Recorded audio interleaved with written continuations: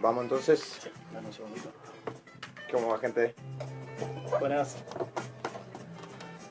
Continuamos acá en Las Tardes Son Nuestras. Le agradecemos, le mandamos un saludo a Natalia que nos está escuchando y votó a Almendra. Le recordamos a los oyentes que pueden votar qué banda va a finalizar el programa del día de hoy. Tenemos Exactamente. a Sumo. Y Almendra, un cruce complicado. Ya hay una de las bandas que está picando en punta, pero no por mucho. Pueden votar a través de todas nuestras vías de comunicación, que son en Facebook, Las Tardes Son Nuestras, Twitter, Instagram y Snapchat, @LTCN Radio. Ahí está. Si no nos pueden llamar, acá al 4552-6853 o un WhatsApp, ¿a dónde, Lauti? Al 15 28 25 2375. Ahí está.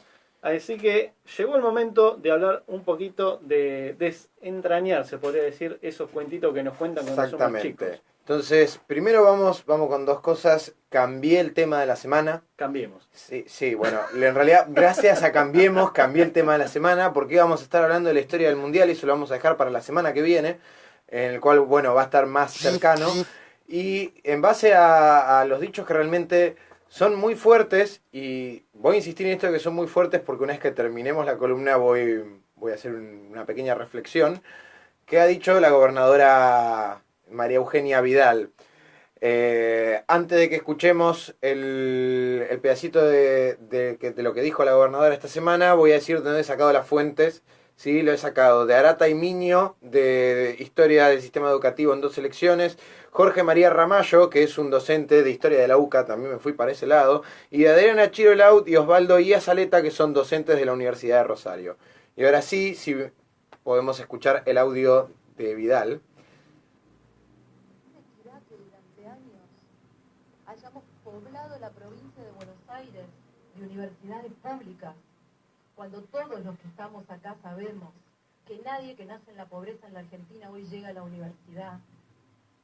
Bueno, esto de alguna manera nos está hablando de... Primero, a mí me hace mucho ruido el todos sabemos. A mí me hace mucho ruido el tono de que te habla. Digo. Sí, pero yo digo, ¿quiénes somos todos? Es como que son medio boludos, ¿viste? Te habla como por las dudas, ¿viste? Capaz no lo llegas a esto lo entender. dijo en el Rotary Club, vamos a poner en contexto, lo dijo en el Rotary Club, o sea, un lugar que claramente no es la cancha de Boca, sí, es un lugar donde va un tipo de gente muy selecta, por decirlo así. Sí, igual que feo decir eso. Pero, cancha de Boca, guarda que el operador de Boca te va a lo que quieras, pero la cancha de Boca es popular. Esto no es popular, el Rotary Club.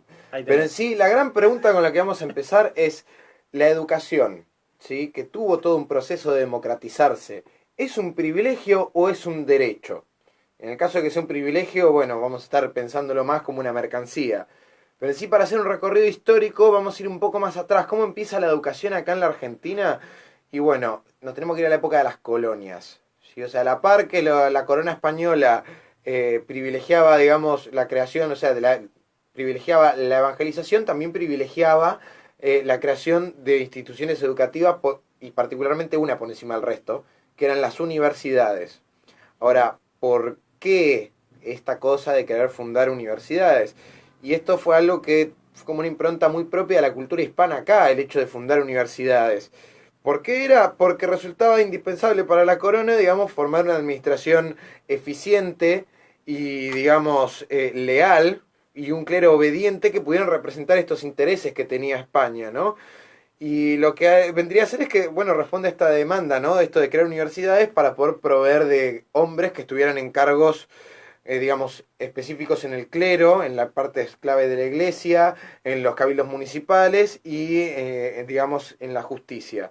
En particular, en ese momento en la colonia hubo 2 tipos, digamos, de universidades. Las mayores, que eran las que respetaban un tipo de organización medieval de los contenidos y la forma de enseñanza, y las menores, entre las que se encuentra la Universidad de Córdoba, que es de el 1613, bastante vieja. ¿Sí? Lo que por ahí la diferencia que tienen las menores es que las facultades para otorgar, digamos, para otorgar títulos universitarios estaban restringidas. Entonces, de alguna forma, o grados académicos, mejor dicho, más que títulos universitarios, de alguna forma como para buscar algo que se parezca, ¿sí? Tenía más parecido a nuestra realidad con algo parecido a un terciario, ¿no? Con la diferencia quizá de que los privilegios que podían llegar a tener las universidades menores eran dados explícitamente por el Papa o por el Rey, digamos.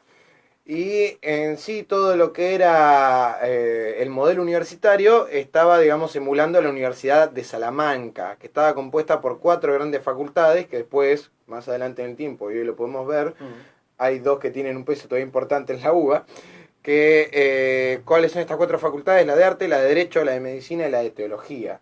O sea, todavía sigue siendo medicina y, digamos, derecho, 2 facultades que tienen peso. Viene por ese lado de esa herencia. Y medicina tiene un peso importante. Pero todas estas, digamos, universidades estaban ligadas de alguna manera a, digamos, al clero. O sea, tenían una educación, por eso teología era como la que estaba considerada como una de las, digamos, de las matrículas, perdón, de las materias por excelencia, porque, bueno, estaban muy ligados a este pasado eclesiástico. ¿Cuál sería la primera vez que nos encontramos con una institución educativa laica en el país?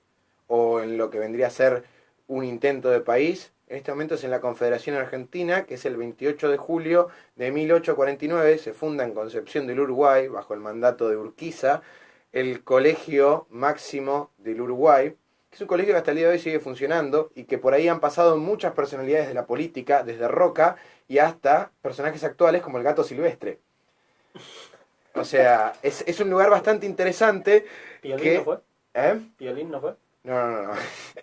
No, digo, capaz. Es un lugar muy interesante porque han llegado a pasar personalidades incluso hasta olvidadas de la historia argentina. O sea, uno de los profesores del Colegio Máximo, del Colegio Concepción del Uruguay, fue Alejo Peiret, que fue mano derecha de Urquiza y que más adelante va a ser el que va a dar los fondos para fundar el Partido Socialista acá en Argentina.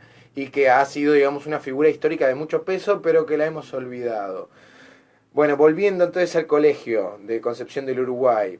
Desde los inicios, este colegio aplicó, digamos, la idea de la educación moderna en 3 principios. Primero, la gratuidad, la obligatoriedad y la popularidad. ¿Qué quiere decir esto? Primero, que va a ser gratuito, que va a ser obligatorio, ¿sí? Que va a ser, esto estamos hablando de 1849, ¿sí? Y la popularidad es que no se iban a fijar en castas, no se iban a fijar en de qué lugar venías, como podría decir la gobernadora, si sos pobre no vas a llegar a la universidad. No se fijaban en esto. Entonces, ¿qué pasaba? Que una de las cosas que decía Urquiza era que la educación no debería presentar sacrificios para los padres de los estudiantes. Por eso es que se había instalado incluso hasta un sistema de becas y se había generado un internado. O sea, claramente acá estamos viendo cómo las decisiones políticas afectan la inclusión en la educación o la exclusión en la educación, ¿no?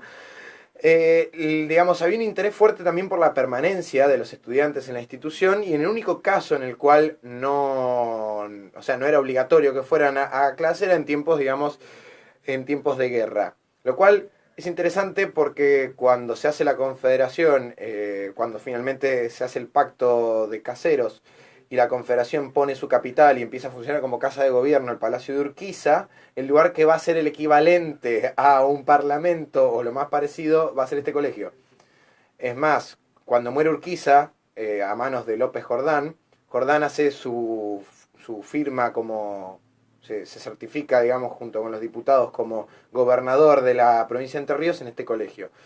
Ahora, otro dato interesante de este colegio que tiene un peso muy, muy fuerte, es que de este colegio sale la primer mujer graduada de un bachiller de un colegio nacional, que es Teresa Rato, que se gradúa en medicina, es la segunda médica que tiene, digamos, la Argentina.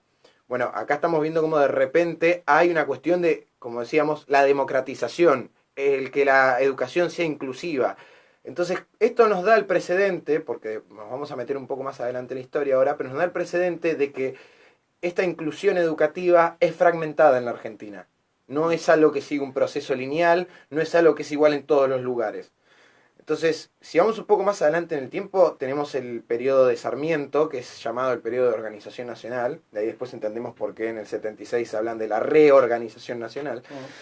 Pero ¿qué es lo importante? Es que para Sarmiento, para ser una república, era necesario tener ciudadanos educados.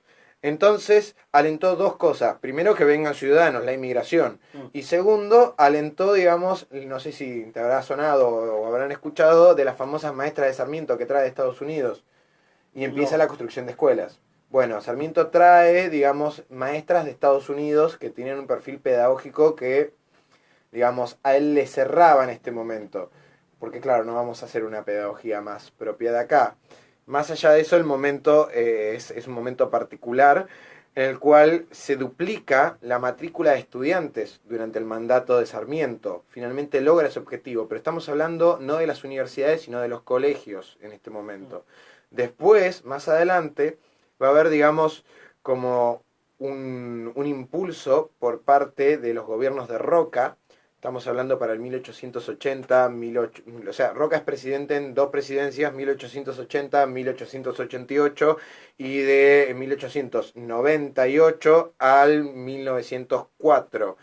¿Sí? Y lo que va a hacer es que va a sancionar la Ley de Educación Común, que establecía la educación como carácter obligatorio, estatal, laico finalmente, y gratuito. Digamos, el carácter no religioso de esta ley llevó a conflictos con el clero y a un debilitamiento con la relación entre, digamos, Estado y Iglesia. Bastante, vamos a ir viendo a medida que vamos viendo cómo es la historia de la educación, que generalmente la Iglesia suele tirar hacia el atraso en lo que es educación. Es algo bastante común. Pero bueno, como decíamos, alcanzadas las primeras décadas del siglo XX, durante, digamos, este periodo que estábamos diciendo, la población escolar se duplica todavía, alcanzando el 70% de los niños de 6 a 13 años, y hacia 1910, en los marcos, digamos, del centenario, porque esa era la idea, se empieza una impronta más patriótica. Entonces la educación tiene ya no solamente la idea de formar un ciudadano republicano, sino de formar el sentimiento nacionalista, ¿sí? Y se sanciona la ley Laínez, que señalaba básicamente cuáles eran los símbolos patrios que era necesario que la educación transmitiera. ¿En qué año se sancionó? Se sanciona en este momento te la debo, porque la verdad que no lo recuerdo ahora. Esta es una pregunta que no hay que hacer en radio. ¿Viste? No lo recuerdo ahora y no te voy a mentir, pero es antes del centenario. ¿Sí? ¿La ley? O sea, es antes de la ley Laínez. Si querés, busquémosla ahora. No te voy a mentir, no la tengo ahora. Pero bueno, avanzamos un poco más en el tiempo, apenas 8 años del centenario. 30 de septiembre de 1905. Bien, eran 5 años antes del centenario. Bueno, justo un año después que termine la presidencia de Roca. Entonces, pasa que justo 8 años después del centenario, en 1918, se va a dar un evento que es en realidad lo que yo considero, por lo menos en mi análisis, el inicio de la democratización de la educación universitaria, o sea que lleva prácticamente 100 años esto de que los pobres están llegando a las universidades, o por lo menos empieza el proceso, que es la reforma universitaria de Córdoba, ¿sí? Que fue un movimiento que tuvo una proyección latinoamericana, o sea, salió incluso de acá y llegó a otros lugares de Latinoamérica, y que tenía por objetivo democratizar digamos, la universidad, otorgarle un carácter científico, y digamos, tiene una fecha simbólica que es el 15 de junio, porque en realidad fue un conflicto que duró un buen trecho, fue creo que de marzo a septiembre, pero esa fecha es simbólica, ¿sí? Porque es la fecha en la cual se producen los violentos enfrentamientos entre los reformistas y otra vez la pesada herencia que son los católicos. Por eso, digamos, lo que acá tuvo que intervenir 2 veces la Universidad de Irigoyen, y lo que se buscaba, perdón, lo que se buscaba con esto era, digamos, en la reforma de los estatutos y las leyes universitarias, consagrar la autonomía universitaria, el cogobierno, que establecía mayor participación del estudiantado en la universidad, la extensión universitaria, la periodicidad de las cátedras, o sea, que tuvieran un tiempo y un fin, y que se pudieran revisar, los concursos de oposición y la gratuidad de la enseñanza universitaria. Esto, sí, la revuelta estudiantil cordobesa tuvo su mayor expresión en un manifiesto que es el manifiesto Liminar, que es de la Federación Universitaria de Córdoba, que lo redacta Deodoro Roca, y que no se llama así, sino que en el momento en el que lo presentan con el nombre de la Juventud Argentina de Córdoba a los hombres libres de Sudamérica. La última parte, que lo voy a leer del manifiesto Liminar, dice: La juventud ya no pide, exige que se le reconozca el derecho a exteriorizar ese pensamiento propio en los cuerpos universitarios por medio de sus representantes. Está cansada de soportar a los tiranos. Si ha sido capaz de realizar una revolución en las conciencias, no puede desconocérsele la capacidad de intervenir en el gobierno de su propia casa. Entonces, la universidad lo que está queriendo decir con esto es que se percibe a sí misma como un movimiento político y pedagógico permanente. O sea, es importante resaltar esto, es un movimiento político pedagógico, ¿sí? De vocación latinoamericana, y muchas de estas reformas que se planteaban tardaron décadas, por eso decimos que acá se abre un proceso de democratización de la educación, tardaron décadas en ser establecidas, y más adelante en el siglo XX, con digamos las dictaduras, va a ser un ida y vuelta de que se avanza y se retrocede, y algunas todavía permanecen sin, digamos, ser alcanzadas. Ahora, durante la época de los gobiernos militares y el peronismo, que es una época bastante compleja, como decíamos, se va para atrás y para adelante, que va a ser más o menos desde el 1943 hasta el 1883, se va a desarrollar lo que antes no se había desarrollado, que es la educación técnica, y también por otro lado va a prosperar la educación privada, pensada como una mercancía, como un privilegio para quien pueda pagarlo. Entonces se va a extender, digamos, el nivel medio de todas las modalidades de la educación técnica, pero también va a aparecer otro concepto que va a ser el de la educación de adultos. Y se va a aparecer, digamos, esto, como decíamos, la educación permanente, que es algo que viene ligado de la reforma universitaria, y algo que también es un dato que es interesante, que es la Universidad Obrera Nacional. Si yo le digo a ustedes, ¿saben de qué estoy hablando? No. Bueno, la Universidad Obrera Nacional, sí, que se funda durante el primer gobierno de Perón, si mal no recuerdo, pero bueno, se funda en gobierno peronista, que luego, más tarde, durante el traspaso de la presidencia de Aramburu a la presidencia de Frondizi, se le va a cambiar el nombre a Universidad Tecnológica Nacional. La Universidad Obrera, digamos, tenía por objetivo lograr el acrecentamiento de la matrícula en los niveles técnicos y formar, a través de una gratuidad, a una clase que había estado quizá más relegada, porque para poder entrar era necesario tener un título, permiso, que no lo tengo acá claro, el título de ingeniero de fábrica.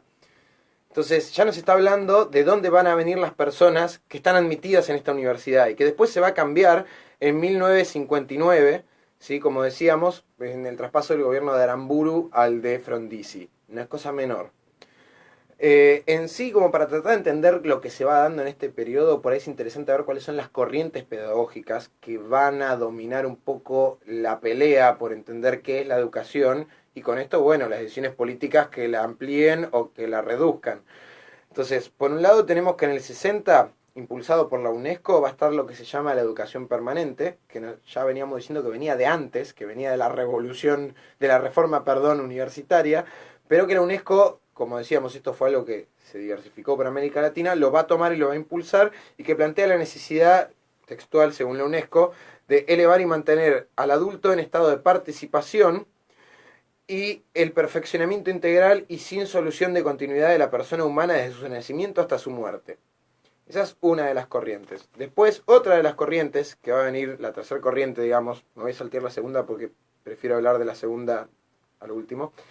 La tercera corriente educativa, que va a ser una inspirada, digamos, de la mano más cristiana, que es inspirada por Víctor García Oz, y que vendría a ser, digamos, es un pedagogo, un investigador de ciencias científicas, de investigaciones, pertenece al Consejo Superior de Investigaciones Científicas de España, ¿sí? Y que va a tener obras fundamentales como, digamos, principios y pedagogía sistemática, y que va a acentuar el acento en la educación personalizada. Esta va a ser esa corriente, entendida a la educación como una síntesis en la cual el proceso de asimilación cultural se va a cumplir de un modo eficaz para la sociedad y la persona, o sea, tomando las cosas con las que viene ese individuo y lo que la sociedad de alguna forma está necesitando de este individuo. Esta es una educación individualizada, también, digamos, entendiendo este doble juego, ¿no?, entre la sociabilización colectiva que va a generar la institución escuela o la institución universidad y, digamos, la responsabilidad propia del individuo.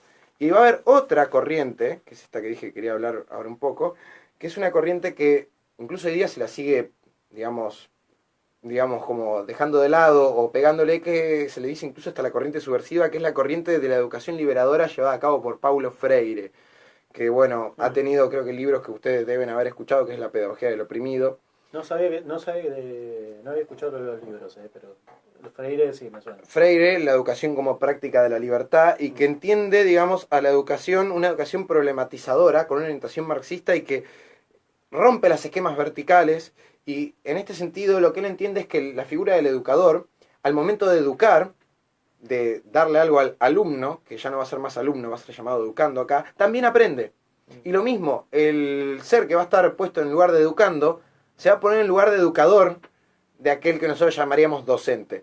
Entonces rompe con esas estructuras lineales.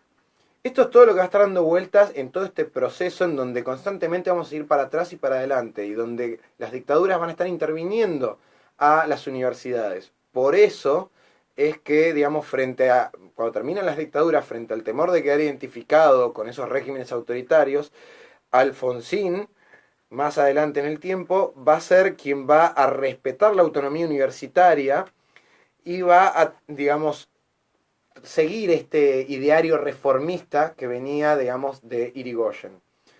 Durante la década del menemato se va a dar medio como una forma de querer controlar un poco las universidades, haciendo otra cosa que va a ser a cambio de, digamos, de reformas específicas o políticas específicas, te vamos a dar tal financiamiento. Alfonsín en este caso es algo que me resulta muy interesante, porque tanto el Partido Radical como los kirchneristas, no todo el peronismo, los kirchneristas ahí tienen un punto en común, en donde no hay grieta.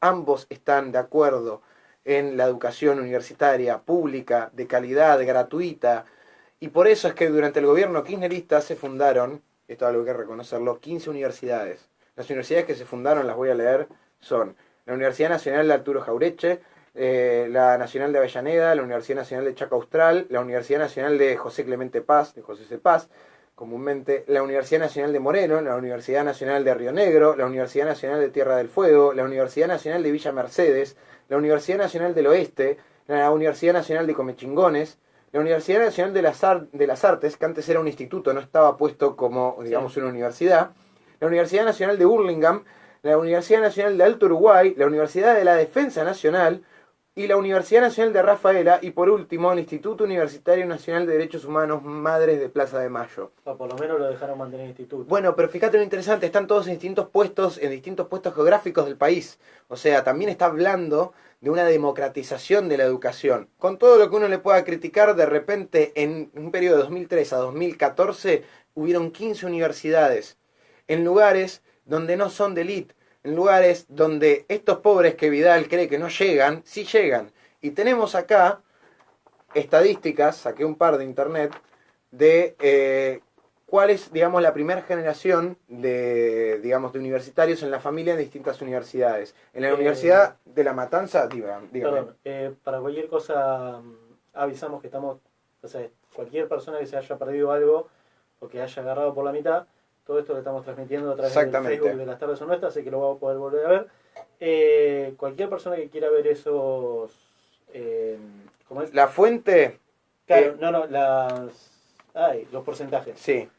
¿Dónde los puede ver? Los puede ver en chequeado.com y en Prensa UNAG. Ahí está. Estos porcentajes tenés en la Universidad Nacional de La Matanza, la primera generación, digamos, de universitarios son de 94,2%. En la Universidad Nacional de Moreno, el 91%. En la Jauretche, el 83%. Y en la de 3 de febrero, 74%. Entonces, y por último, antes de ir a la reflexión, quería agarrar algo que me resultó como un poco conmovedor, porque bueno, yo no voy a ser neutral en esto, no les voy a mentir. Vengo, digamos, de la mano de, bueno, mis dos padres son docentes universitarios y están muy ligados a la UNCS. Entonces, tomé acá el fragmento del relato de una persona que cuenta cuando estaba estudiando en la UBA. Dice, la UBA me había expulsado, soy de José C. Paz. Trabajaba desde las 6 de la mañana hasta las 3 de la tarde. Volví a casa a la 1 de la mañana, llorando en el tren porque tenía frío y hambre, y a las 3 horas me tenía que levantar y volver a trabajar. Así que venía de una frustración de no poder salir de donde partía, y sentía que había dado un par de pasos hacia atrás. Entonces apareció la UNCS en 1995. Oscar Albornoz, graduado de la licenciatura de Economía Industrial. Y para cerrar, quería... Mierda, Sí, es duro. Durísimo. Es duro, pero para cerrar yo quería preguntar un poco, pensar un poco qué es lo que quiso decir la gobernadora con esto de todos sabemos que los pobres no llegan a las universidades. Más allá del todos, porque me parece que ese todos es muy reducido, no es que todos sabemos, es la opinión de un par. No, igual es todo lo que ella conoce. Todo lo que ella conoce, pero la gobernadora entonces está desconociendo que hay un proceso de democratización de la universidad particularmente, que ya lleva 100 años, que se van a cumplir la semana que viene 100 años de ese proceso. Y que incluso ese proceso ha tenido luchas y avances y retrocesos. Lo que yo quiero preguntar con todo esto es, ¿qué es lo que de verdad cree la gobernadora? ¿Nos está diciendo entonces que de alguna manera tu escalafón en el poder adquisitivo es equivalente a tus capacidades intelectuales? ¿O nos estará diciendo tal vez que hay algo que dice que si vas a ser pobre no vas a llegar nunca a la universidad? ¿Por qué digo esto? Porque está clarísimo, después de hacer este recorrido, que la universidad y el sistema educativo son un modo de movilidad social. Entonces, ¿qué es lo que nos está queriendo decir? Que si naciste pobre vas a ser siempre pobre, y que hay otros que si son ricos van a ser siempre ricos, que hay una especie, no sé, de selección divina que dice estos van a ser siempre pobres y estos siempre ricos. Entonces, si esto es así, si de verdad esto es lo que nos está planteando, ¿para qué sirve la política? Si la política no es para agarrar y ampliar los márgenes de posibilidades que tenemos y generar una sociedad en la que todos podamos desarrollar nuestras potencialidades y tratar de, con lo que se pueda, no sé si te digo vivir felices, pero vivir un poco mejor. Digo, ¿para qué sirve entonces la política? ¿Para qué se metió a hacer política? Irónicamente, una persona que asume con el discurso del cambio y que de verdad plantear esto atrasa, de verdad ahí es cambiar futuro por pasado. Y lo que a mí me parece es que si la política sirve para esto, lo que nos tenemos que dejar de joder los argentinos es que si de verdad queremos un cambio, tenemos que dejar de girar siempre a la derecha, siempre hacemos lo mismo. ¿Cuándo vamos a entender que lo único que tiene la derecha para ofrecernos son cadenas? Eso es algo que solamente se logra entendiendo con educación. Y de verdad es muy crudo y muy cruel, muy brutal, muy inhumano lo que nos está queriendo decir no solamente la gobernadora, toda esta administración que sigue la misma línea, porque Macri también dijo, soy muy crítico con esto de que es tener universidades por todos lados. Entonces, me quería ir simplemente con esta pregunta que es, si esto es así, si los pobres no llegan a las universidades, que ya hemos visto que no, ¿para qué sirve la política? Pensémoslo de verdad. ¿Para qué formamos el Estado? ¿Para qué somos parte de la nación argentina entonces? Y bueno, simplemente era esto. Ahí está. Lo dejamos entonces la pregunta abierta para que los oyentes puedan responder ahí comentando en la publicación del video. Le agradecemos muchísimo ahí a las personas que nos están viendo. Los invitamos obviamente a quedarse escuchando ahora un temita musical y después una página nueva que ha sacado también. Ese es un tema Así interesante. que una página nueva que ha sacado el gobierno, pero bueno, eso es para más adelante. Nosotros nos vamos a hacer una pequeña tandita. Exactamente, nos vamos escuchando Jugo de Tomate Frío, que creo que es lo que tiene esta gente en las venas. Vámonos más.